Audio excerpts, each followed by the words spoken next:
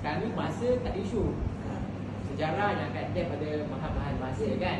Kalau begitu, maksudnya kalau ada daripada 2022, kita keluarkan semua. Bahasa Melayu kita keluarkan semua. Mungkin bahasa Melayu boleh tengok yang sesuai dengan tema sejarah. Tuan saya, bahasa Melayu dia pun ada tema, sejarah pun ada tema. Dan tak semua tema dalam bahasa Melayu itu menepati sejarah. Betul kan? Jadi hanya orang sejarah saja tahu. Jadi nanti mungkin kita boleh kongsikan bahan-bahan yang sesuai. Satu sasaran, dua subjek, satu misi, lulus. Oh yeah, terbaik. Hai, satu sasaran, dua subjek, satu misi, lulus. Bahan rangsangan saja.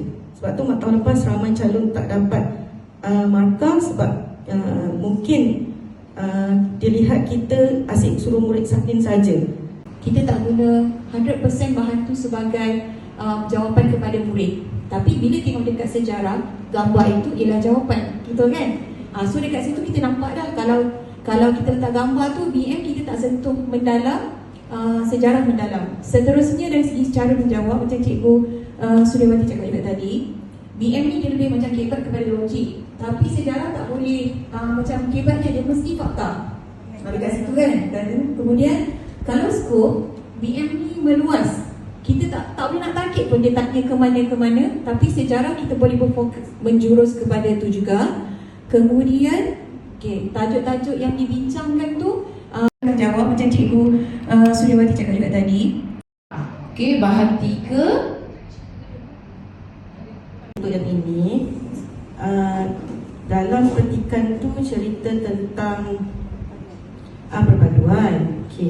Cuma untuk tahun ni kita memang di bawah tema perpaduan. Cuma kami lebih tertumpu kepada rusuhan kaum, tragedi rusuhan kaum 13 Mei. Ambil tu. Jadi tiga orang tadi mungkin saya sampai dah nampak mata tegang kan.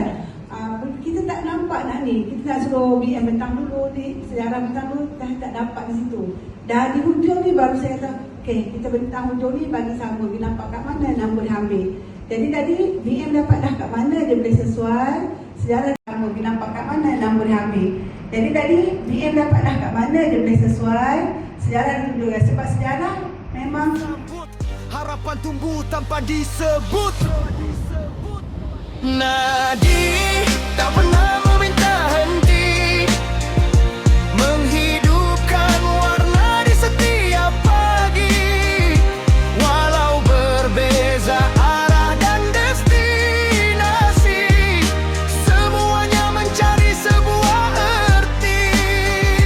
Nadi denyut yang tak kelihatan, namun menggerakkan seluruh kehidupan dalam diri. Kalau awak ambil gambar, terus bernyanyi, mengiringi langkah hingga senja nanti.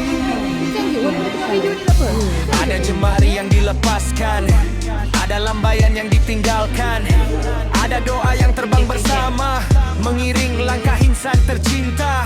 Roda berputar mengikut masa, angin membawa berjuta rasa. Tiada siapa benar-benar diam, semuanya menulis kisah kehidupan. Tak perlu bising untuk didengari, setiap wajah ada cerita sendiri. Ada yang mengejar, ada yang menanti, namun Nadi tetap setia menemani. Bukan tentang siapa paling laju, tapi siapa terus melangkah maju. Walau dunia berputar tanpa simpati, harapan tetap hidup dalam diri. Bila mentari tegak di angkasa.